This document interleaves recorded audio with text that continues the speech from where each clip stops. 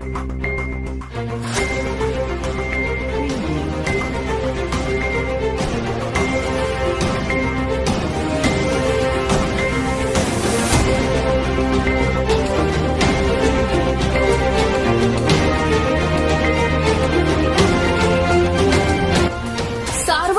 News Maharashtra. राज्य सरकारने अर्थसंकल्पामध्ये मुख्यमंत्री माझी लाडकी बहिणी योजना जाहीर केली।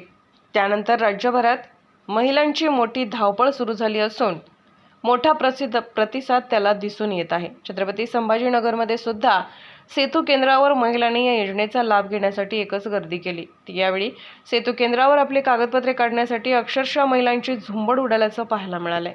मोठ्या संख्येने महिला या योजनेचा लाभ घेण्यासाठी सेतू केंद्रावर आता आपापली कागदपत्रे तयार करण्यासाठी येत आहेत। सकाळी 8 वाजल्यापासून महिला रांगेत उभ्या राहत असून 5-6 तास रहिवासी आणि उत्पन्न दाखला काढण्यासाठी लागत असल्याचे त्यांनी बोलून दाखवले।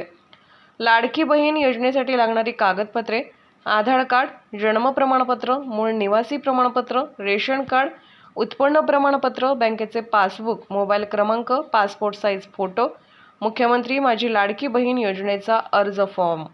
मी आज कलेक्टर ऑफिसला माझं उत्पन्न आणि याचं रहिवासी काढण्यासाठी आलेली आहे।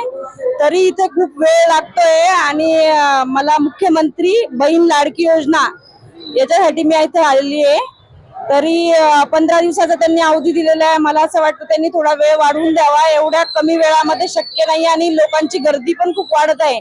आम्ही सकाळी 8 वाजेपासून आलेलो आहे, तरी अजून आमचा नंबर लागलेला नाहीये इथे।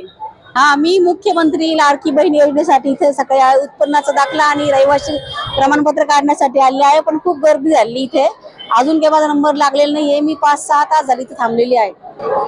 इथं लवकरात लवकर काम होते अशी योजना आखण्यात यावी। हो, या योजनेला त्यांनी 15 जुलै तारीख दिली, पण पुढे मुदत वाढवण्यात यावी, कारण एवढं सगळ्यांचं शक्य नाहीये 15 दिवसात करणं।